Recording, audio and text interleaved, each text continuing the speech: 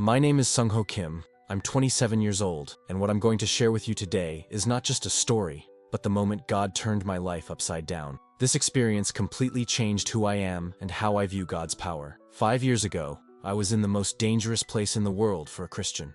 It was dawn, and 6 armed men cornered me against a wall. They rummaged through my backpack and found a Bible. At that moment, they told me I had 24 hours to say goodbye to life. I was beaten and spent hours without food or water. And when it all seemed over, they decided to execute me at dawn. The firing squad commander gave the order. The bullets were ready to pierce my body. But what happened at that moment cannot be explained by human logic. What those soldiers saw was not my doing, but something only God can. To this day, I know that it wasn't just for me. It was also a sign for every brother and sister who suffers persecution, and yet remains steadfast in their faith. I want you to understand. All of this happened in January 2018. While the world celebrated the Winter Olympics in South Korea, I was just a few miles away, in the north, where freedom is a crime. Pyongyang, the capital of North Korea, is a place where the government controls every detail of people's lives, and possessing any religious material is like signing your own death warrant. I grew up in this environment. From a young age, I was taught to venerate leaders as gods, to distrust the world outside our borders, and to believe our country was the best in the world. But deep down, something always told me there was something more,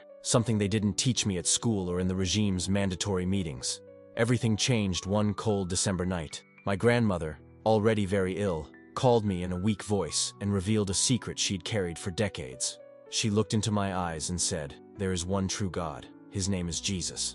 Your grandfather died believing in, and I have kept that faith hidden all my life." At that moment, it was as if a bolt of lightning had struck my heart. In a country where the leader is treated as a deity, hearing that there is another God, a true God, was shocking and dangerous. 3 days later, my grandmother passed away, but those words remained etched in me like fire. In the weeks that followed, I began searching for answers, looking around me differently, asking silent questions. I knew that if my grandmother had held on to this faith for so long, there were others hidden like, and that was when my journey began. I was born in 1996 in a small apartment on the outskirts of Pyongyang. My father was an engineer at a state-owned power plant. My mother, a primary school teacher. My childhood was like that of any North Korean child. School, indoctrination, mandatory youth activities, and early military training. Pictures of leaders Kim Il-sung and Kim Jong-il hung on the wall, and we had to keep them clean and intact. That was how we lived, under constant surveillance, without freedom, without a voice.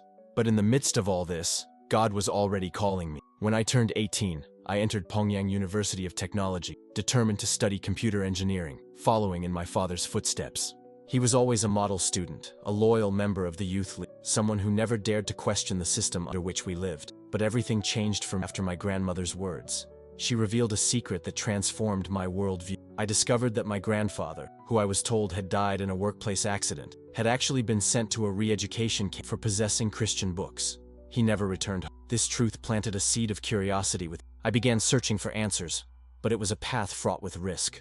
In our country, the internet is a government-controlled intranet. Communications are constantly monitored, and neighbors are required to report any suspicious behavior. Talking about religion could be very costly. In my 3rd year of university, I met Min-jun, a classmate who noticed my interest when I discreetly mentioned religion. Shortly thereafter, he invited me for a walk near the Taedong River. There, in a low voice, almost whispering, he confessed that his family also believed in Jesus, and that they met secretly to share their faith. Min-jun warned me of the danger. If anyone finds out, you could lose everything. You could be sent to a labor camp, or worse, your family will suffer the consequences. Are you sure you want to continue this quest? I looked at the river, thinking of my grandmother, my grandfather who gave their lives for this faith, and I felt as if an inner voice said, "This is the way." With fear, but also with renewed determination, I answered, "Yes, I want to know more." Min-jun explained to me the rules we needed to follow to protect ourselves. Never talk about it in public, never carry anything written, never meet in the same place twice, and never trust anyone unless introduced by someone trustworthy. It was a life of constant vigilance and fear, but also of a peace I hadn't yet known. 2 weeks later, Min-jun took me to my first clandestine meeting. We entered separately, 15 minutes apart, into an old building on the outskirts of the city. Inside a small room, with windows covered with thick blankets to block out any light or sound, I found 7 people sitting in a circle on the floor. The group's leader, a woman named Sujin, was around 60 years old. Her eyes held a mixture of pain and profound peace, something I had never seen before. I later learned that she had spent 12 years in a labor camp, her faith, but she never renounced it. "Welcome, brother," she said softly. "Here we are safe to speak of God's love." That night, I heard passages from the Bible for the first time, not on pages, but from memory. Everyone in the group memorized entire chapters, as written material was forbidden and could lead to arrest. This oral tradition was their way of keeping God's word alive, even in the face of so much persecution. They closed their eyes together and began to recite John 3:16 in a low voice. "For God so loved the world that he gave his only begotten Son, that whoever believes in him should not perish but have everlasting life." Those words resonated deeply. In a country where we grew up being taught to be ready to die for our leaders, hearing that there is a God who gave his own Son out of love for us was revolutionary, almost unimaginable. In the months that followed, I attended secret meetings once or twice a week. I learned to memorize verses, to pray silently, to recognize fellow believers through subtle signs, a specific greeting, a seemingly ordinary phrase in a conversation only we understood. It was in April 2017 that Sujin, our leader, confided in me something I'll never forget. After a meeting, she asked me to stay, and when everyone had left, she pulled a package wrapped in plastic and cloth from a hidden crack behind a piece of furniture. Her eyes shining, she said, "You've already proven your commitment, your faith. I think you're ready for this." Inside the package was a small, black-covered Korean New Testament, only 4 inches tall, with pages made of the finest Bible paper I had ever seen. It was, without a doubt, the most precious and most dangerous object I had ever held. Sujin explained that the book had crossed the Chinese border thanks to brothers who risked everything to bring God's word to us. In our entire group, we had only 3 copies, which were carefully shared, stored in different locations each week, and never carried on the street. With trembling hands, I picked up the book for the first time. They explained that each member could only keep the Bible for 3 days, reading it alone and in complete secrecy, before passing it on to the next person on the list. If you are caught doing this, they warned, the punishment could be a labor camp or even execution. Do you understand the risk? I understood perfectly, but deep inside, the desire to read those words that had given strength to my grandmother, my grandfather, and now so many siblings was greater than the fear. "I understand, and I'm willing to take that risk," I replied. I hid the New Testament in a secret compartment at the bottom of my backpack, between the lining and the outer fabric, and took it to my dorm, hoping my roommate would be out. That night, under the covers and lit only by a small flashlight, I read the Gospel of Matthew for the first time. If you're reading this far, know that Jesus has been my guide and strength. Your comment gives me courage to continue sharing these testimonies. In the months that followed, each time it was my turn to read the Bible, I spent hours reading, memorizing, and absorbing each word as if it were water in the desert. I learned to hide my emotions in public, to maintain the appearance of loyalty to the regime everyone expected, while inside, my faith grew, transforming my worldview. In our group, I heard the stories of other brothers who were also facing suffering, like John H., a 45-year-old man who lost his wife after they were denounced and sent to a labor camp. There was also Misha,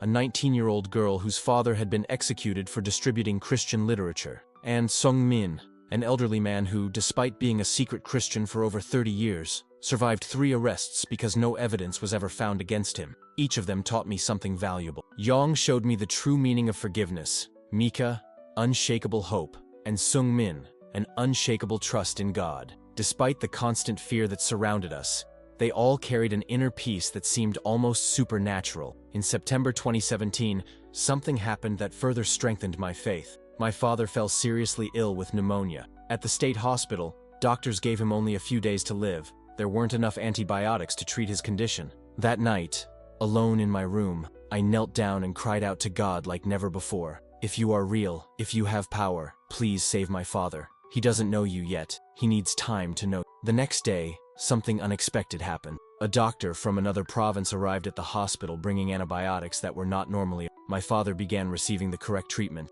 and against all odds, his recovery was rapid and amazing. For me, that was a clear answer to my prayer, a confirmation that God listened even in one of the most closed and dangerous places in the world. When my father finally recovered, I felt compelled to share my faith with him, but my friend Min Jun advised me to be patient. "Sometimes," he said, "the strongest testimony is a transformed life. Show him that change, and when he's ready, ask." I followed his advice.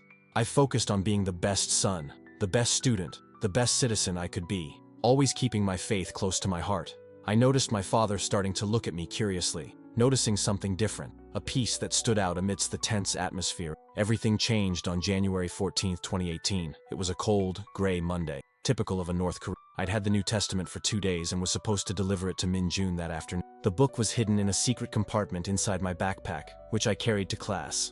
That day, there was a surprise inspection at the campus entrance. Normally, such searches were merely a formality, but this time, state security agents, not just the usual guards, searched backpacks, bags, and belongings with a thoroughness that left my heart heavy. My breathing quickened, but I knew trying to escape would only arouse suspicion. I took a deep breath and mentally recited Psalm 23, which I had memorized in meetings.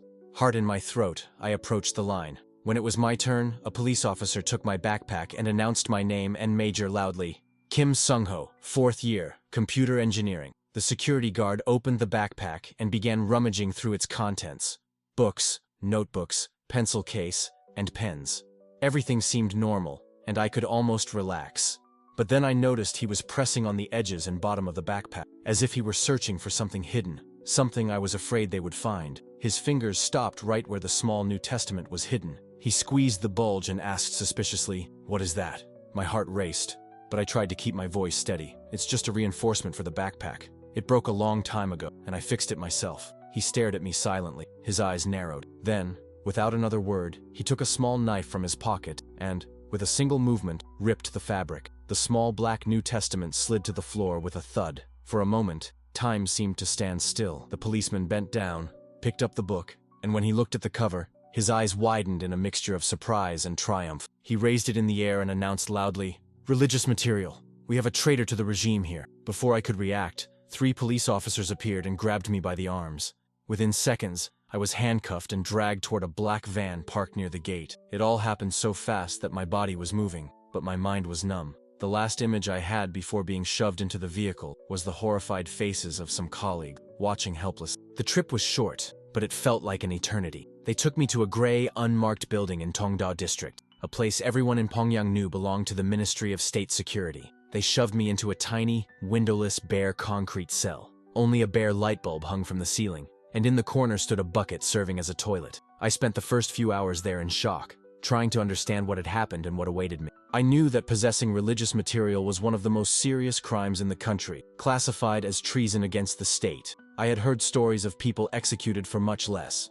After endless hours, the metal door opened. 2 police officers led me into an interrogation room. There, a middle-aged man in military uniform was waiting for me, sitting behind a metal desk. His face was impassive, hard as stone. "Kim Sung-ho," he said, reading from a file in front of him. "Computer engineering student, family with no negative political background, exemplary member of the Youth League." He looked up and looked me straight in the eye. Then he placed the New Testament on the table and asked coldly, "And now, a traitor to the country, do you know what the punishment is for possessing foreign religious material?" I remained silent, looking. "Answer me," he shouted, banging his fist on the table. I swallowed hard. "Yes, sir," I finally replied. "How long have you had this?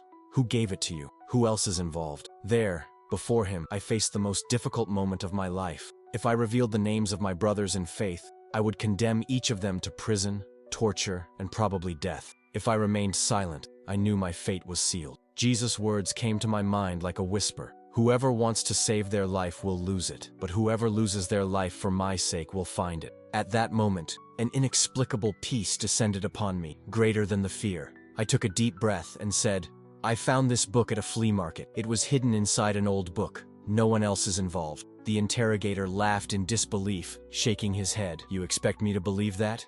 These books don't just appear out of thin air. They're brought in by traitors and spies. I'll give you one last chance. Who gave you this material?" I kept my eyes fixed on the ground. "No one, sir. I found it myself." What followed was brutal. I was slapped, punched in the stomach, dragged across the floor, and held to my knees. They shouted at me to confess, name names, and reveal the network of believers. I knew my every word could mean the death of innocent brothers. The interrogations dragged on for 3 days.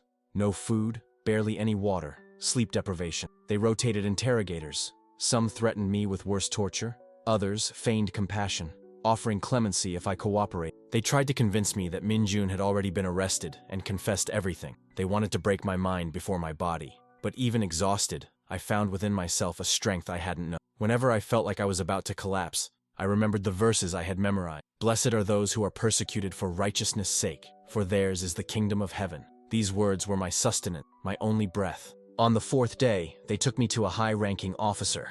A man in his 50s, his chest covered in medals. He sat across from me and looked at me coldly. Kim Sung-ho, you have been found guilty of treason against the state and our beloved leaders for possessing foreign and subversive religious material. Your sentence is execution by firing squad. Tomorrow at dawn. There was no trial, no defense, nothing. Just a cold sentence, handed down by a man who had power over my life. He asked me, "Do you have anything to say?" I looked up, and a voice that didn't even sound like mine answered firmly, "But I don't regret having met Jesus." The officer stared at me for a few seconds, between contempt and curiosity, and then replied, "Tomorrow we will see if your Jesus comes to save you when you are facing the firing squad." They returned me to my cell to spend my last night in this world, but strangely, I was calm. I thought of my family, who would suffer with my execution, being labeled the family of a traitor. I thought of my brothers in faith, praying to God that my imprisonment had not put them in danger. And I thought of God himself, imagining what it would be like to finally meet him face to face.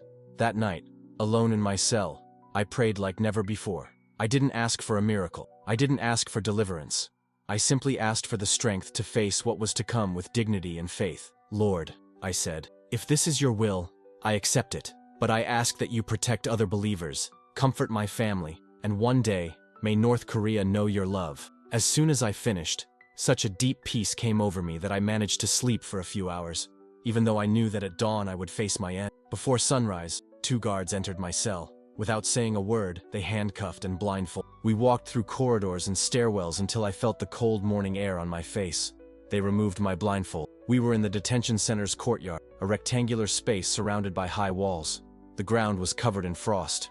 Ahead of me, I saw 6 armed soldiers forming a firing squad. I was led into a rectangular courtyard surrounded by high walls. At one end was a concrete wall pockmarked with bullet holes, the site where executions took place. They led me there and positioned me with my back to the wall. The sky was beginning to lighten, the first rays of sunlight filtering through the icy clouds.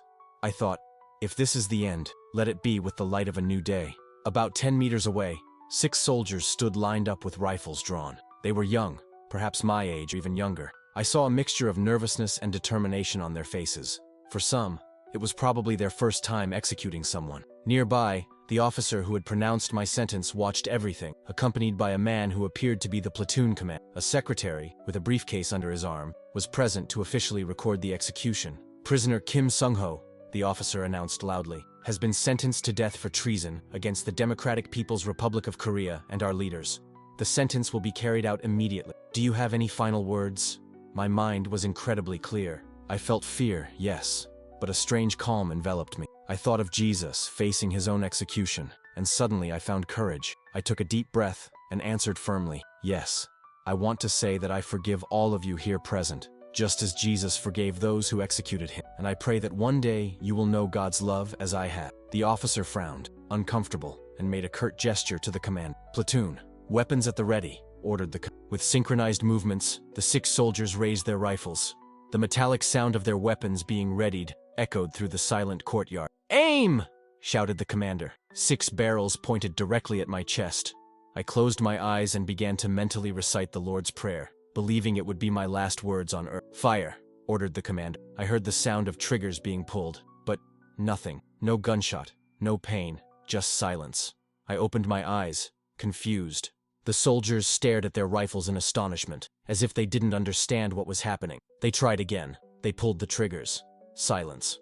The guns simply wouldn't fire. The commander, visibly shaken, stepped forward, snatched the rifle from one of the soldiers, checked the mechanism, loaded it, and pointed it directly at me. He pulled the trigger. Nothing. What happened next was extraordinary. Furious, the commander ordered a change of weapons. 6 different rifles were brought in, inspected, and reloaded. "Aim! Fire!"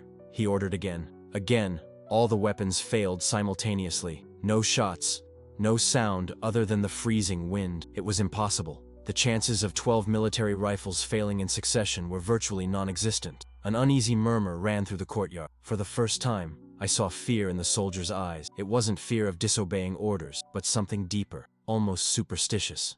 In a culture where signs and omens are taken seriously, this seemed incomprehensible. The superior officer, now visibly nervous, hurriedly called a recess. The soldiers withdrew, while I remained there, leaning against the wall, guarded only by 2 men who stared at me as if confronting something supernatural. About 20 minutes later, I heard footsteps returning to the courtyard. The police officer returned, this time accompanied by an older man in a different uniform, his posture clearly conveying greater authority. They spoke in low voices, exchanging quick glances in my direction. The older man seemed incredulous at first, but as the officer explained, his expression changed. Finally, they approached me. The older man stared at me for long seconds, his eyes scanning every detail as if trying to decipher who I was. "Kim Sunjo," he said, his voice deep and echoing the courtyard. "It seems today is not your day to die." I stood still. My mind struggled to understand. Was this a trick? A cruel way to torture me psychologically? Giving me hope only to rip it away? But he continued, "Your sentence has been reconsidered. Instead of execution, you will be sent to Camp 15 for re-education through labor. Perhaps there you will learn to abandon these foreign beliefs." Camp 15, Yodok. I knew that. It was one of the most feared places in the country, a brutal labor camp where hunger, disease, and grueling hours killed faster than the guards. Many didn't survive more than a few years, but as terrible as it was life. It was a chance to keep breathing. As they took me back to my cell to prepare for the transfer, I heard two guards talking in low voices, unaware that I was listening. "That's bad luck," one of them muttered. "Commander Kim says he's never seen anything like it. 12 rifles, all misfiring at the same time. I hear the general is furious," the other replied, "but also afraid. He thinks it's a bad omen, that it could bring misfortune to the detention center. My grandmother used to talk about things like," the first one said, even more quietly. "When the heavens protect someone, it's best not to question it." In that instant, I understood. It hadn't been a coincidence. It wasn't a technical glitch. It was God, clear, powerful, undeniable, intervening in the darkest place in the world. Even those men, hardened by the regime, could sense that something out of the ordinary had happened, even if they couldn't name it. Back in the cell, I fell to my knees, tears streaming down my face as I gave thanks. "Lord," I whispered, "you have shown your power. You silenced the weapons as you silenced the lions for Daniel. I thank you, and I promise, if you give me the opportunity, I will tell the world what you have done to." The next morning, I was placed in a military truck, handcuffed and blindfolded. The journey took hours. When the blindfold was finally removed, I found myself facing a vast compound surrounded by electrified fences and guard towers. This was Yodok. The conditions were inhumane. 16-hour days in the mines. Minimum rations, a handful of rice and corn, and at most, a few wilted vegetables. Biting cold without adequate clothing. Guards who treated us as if we were less than human. But something had changed in me. I was no longer afraid. I had faced death and seen God intervene with his own hands. This certainty gave me an inner strength that sustained my body when everything around me tried to destroy it. In the camp, I met other political prisoners. Some were there, like me, because of their faith. We learned to recognize each other discreetly. A look, a gesture, a common word spoken at the right moment. Small signs that we were not alone. Signs that, for us, were life. At night, when silence finally fell over the camp and the guards relaxed their vigilance, we whispered to each other. They were low, barely audible prayers and Bible verses we had memorized before arriving. Those whispers were like small embers of hope amidst the darkness. The work in the mines was brutal. Dust got into your lungs, rocks cut your hands, and many prisoners succumbed to exhaustion, disease, or accidents before even a few months. I saw strong men crumble in a matter of weeks. But every day, before sunrise, I repeated to myself, "This is the day the Lord has made. I will be glad and rejoice in it." It was my fuel. I spent 7 months in Camp 15, 7 months that felt like 7 years.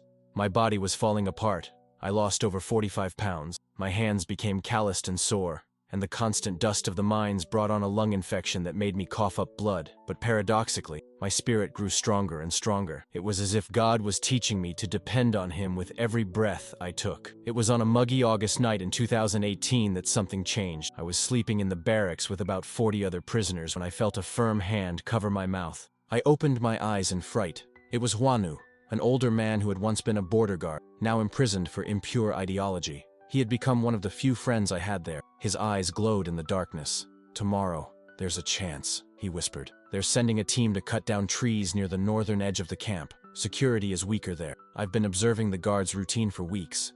There's a 3-minute window between watch changes. If we're quick and quiet, we might be able to pull it off." My heart raced. Escaping a labor camp was nearly impossible. Those who failed were publicly executed to set an example. Even if we escaped, we would be lost in the mountains, without food, without shelter, and with state hunters hunting us. but I also knew my body wouldn't last much longer. The infection was worsening, and every cough was accompanied by blood. Staying was a slow and certain sentence. "Where to?" I asked in a whisper. "To the north," Huanu replied. "Towards the Chinese border. I know those mountains. I served there for 10 years. There are secret routes, used only by smugglers. If we cross the Tuman River, we'll reach China. It won't be safe there, but it's our only hope." That night I couldn't sleep. I prayed without stopping, asking the Lord for guidance. Was he opening a door, or was it a trap to lead me to my death? But as I prayed, I remembered how God had stopped the bullets. A deep conviction took hold of me. The same God who had saved me in that courtyard could guide me through the mountains. At dawn, we were lined up to receive our tasks for the day. My name was called, along with Huanu and 8 other prisoners. We were the Tala group. We were taken by truck to a wooded area about 3 miles from the main camp. The work was as heavy as ever, felling trees, cutting logs, preparing the wood. The guards, bored with the routine, took turns watching us and resting in a nearby hut. It was there, in this unlikely setting, that our fate would begin to change. Mid-afternoon, Juan gave me a quick glance, followed by a discreet nod. It was now. The changing of the guards was about to take place. To our surprise, a gentle mist was beginning to spread through the trees, as if nature itself were conspiring in our favor. We waited for the exact moment one of the guards stepped away to answer the radio. We dropped our tools as if nothing had happened, and in the blink of an eye, we shrank and dove between the trees, crouching low, running low between the trunks. Every beat of my heart felt like a giant drum that could give us away. We advanced quickly but silently, dodging branches, climbing thick roots, until the inevitable. A scream. Someone saw us. Seconds later, the deafening sound of gunfire cut through the silence of the forest. The crack of bullets whizzing through the trees seemed to come from all sides. "Run!" Juan shouted. "Don't stop!" We ran as if our lives depended on it, because they did. With every step, I felt like my legs would give out, but something inside me, something bigger, pushed me forward. The fog was thick enough to make it difficult for the guards to aim, and the trees shielded us from the view of the watchtowers. The sound of dogs barking and soldiers shouting grew more distant. After perhaps half an hour of running, Juan pulled me into a small clearing surrounded by pine trees. We fell to the ground, panting, our chests burning. I think we've lost them for now," he muttered between sighs. "But for how long?" I asked. "They'll search. They won't give up." Juan looked around and replied calmly, "We're in the Hamgyong Mountains. The Chinese border is about 80 kilometers from here. If we keep up the pace, we'll make it in about 5 days." But he didn't need to finish the sentence. We both knew. We were without food, without shelter, and almost without strength. Night was already beginning to fall, bringing with it a biting cold. "What if we don't make it?" I asked, looking up at the gray sky. Juan smiled slightly, his eyes shining. "God will provide my—" He didn't silence those weapons to let you starve to death. It was there that I discovered that he was also a Christian. Something ignited within me at that moment, not a physical flame, but a certainty. God was with us. The next 5 days were a painful mix of suffering and miracle. We walked during the day, guided by Juan's memory and the sun, when, at night, we slept huddled under trees or in rock crevices, trying to conserve some warmth. We found water in streams hidden among the rocks, and survived by eating wild plants that Juan, with his military knowledge, identified as safe. One night, we found a rabbit trapped in an abandoned trap, an unexpected gift. We lit a small fire hidden inside a cave and cooked the meat in silence, with tears in our eyes.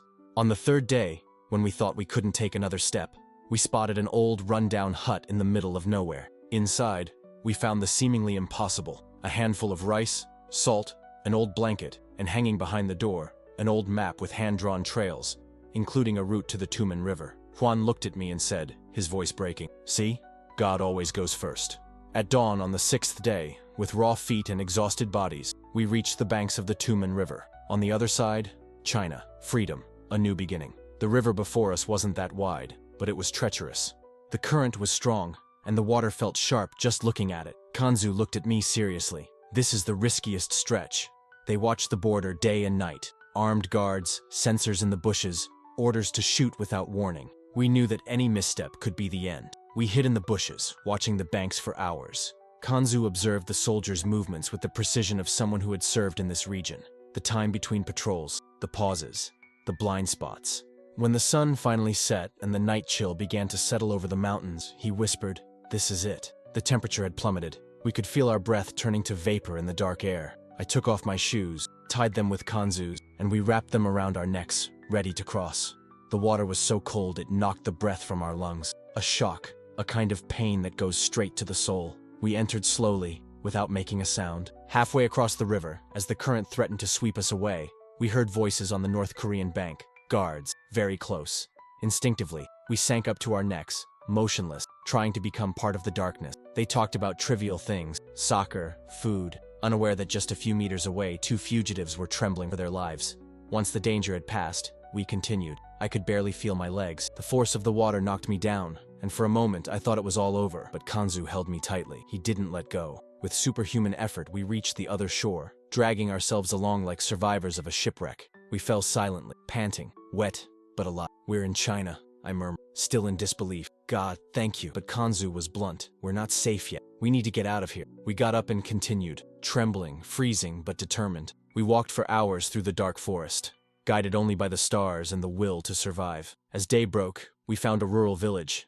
We took shelter in an abandoned barn, trying to keep warm with whatever was available. It was a start, but still a step on a long road. I asked if there was any way to help. Kanzu nodded. "There are Christians who help refugees like us, but it's dangerous.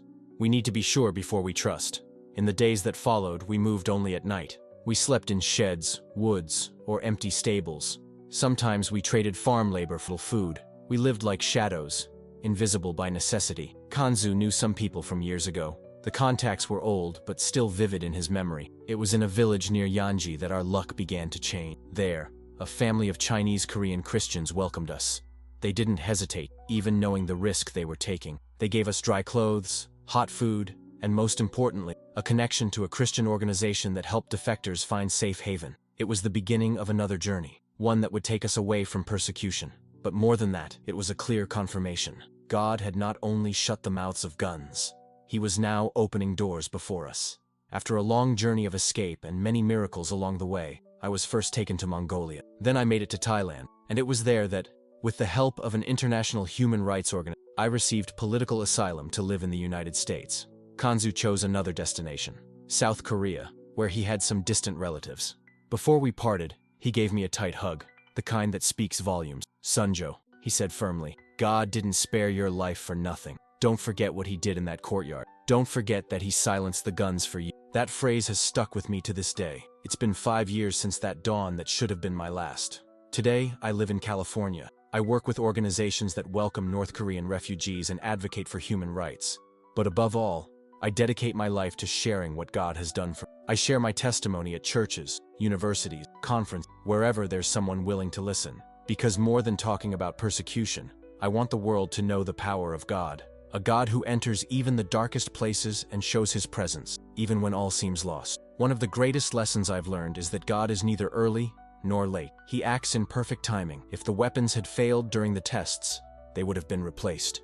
Had it been the day before, other rifles would have been brought in. But God waited until the last second, until the very moment the triggers were pulled, so that everyone could see that it was He who... And I also understood that when God acts, He doesn't act only for one. Yes, He saved me, but I believe He also planted doubts in the hearts of those soldiers and officers who saw it all happen. Who knows how many of them began right there, a silent journey of faith. We may never know here on earth, but in heaven, I think we'll be surprised. Another truth that marked me deeply. Faith grows in suffering. Before prison, my faith was fragile, full of doubts. But when you pass through the valley of the shadow of death and see God's hand sustaining you, you're never the same. My faith today is the foundation of my life. It was built in pain, but strengthened by the real presence of God in every moment. I always remember the words of James 1:2. "Consider it pure joy when you face trials, for they produce perseverance. And let perseverance have its perfect result, so that you may be mature and complete, lacking nothing." I also learned that God uses unlikely people. Who would have thought that Kanzu, a former border guard considered ideologically impure, would be the instrument God would use to pave the way for my freedom? God specializes in using those the world rejects. And finally, I discovered what it is true freedom. Even in the labor camp, malnourished, humiliated, and sick, I experienced an inner freedom that many of my captors will never know. Because true freedom doesn't depend on walls, fences, or bars. It happens when the truth of Jesus enters our hearts. As He Himself said, "You will know the truth, and the truth will set you free." If you're listening or reading this right now, you may never have experienced anything like what I did. Perhaps you haven't faced political imprisonment or a brutal regime, but we all, in some way, face invisible prison. Maybe your prison is fear or guilt. Maybe it's the pain of an abusive relationship. Maybe it's depression, addiction, or an illness that's eating you up inside. What I want to tell you today is, God can also set you free.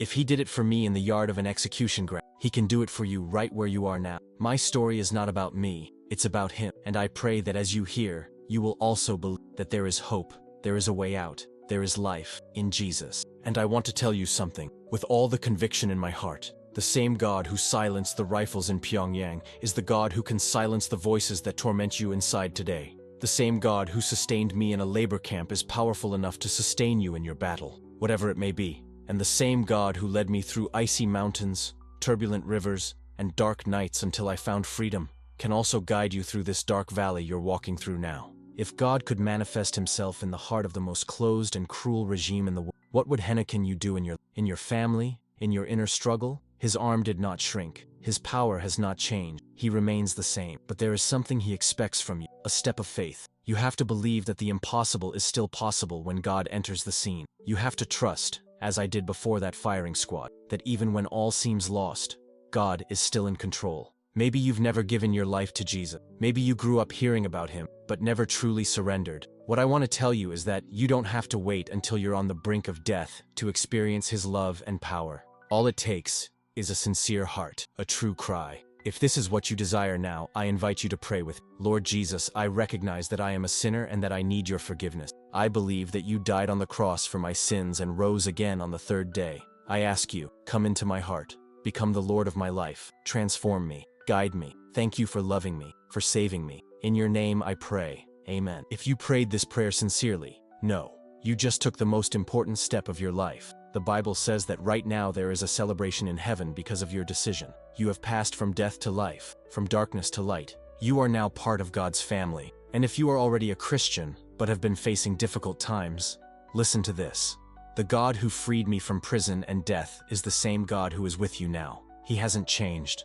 There is no pain too great, no situation too confusing that He cannot transform. If this testimony touched your heart, I want to make you 3 simple but powerful invitations. Subscribe to this channel and activate the bell. Here, every week, you'll find real stories and messages that will strengthen your faith and remind you that God continues to work, even when everything seems at a standstill. Share this video with someone. Maybe you know someone who's suffering in silence. A message like this could be the ray of hope they've been waiting for. Leave a comment below. We want to know how God spoke to you through this story. And if you are facing any difficult situation, write in the comments, Jesus is intervening in my life. Let us pray specifically. Never forget this. The same God who did the impossible, who silenced rifles, opened borders, and restored my life. It is God who can also do this in your trust.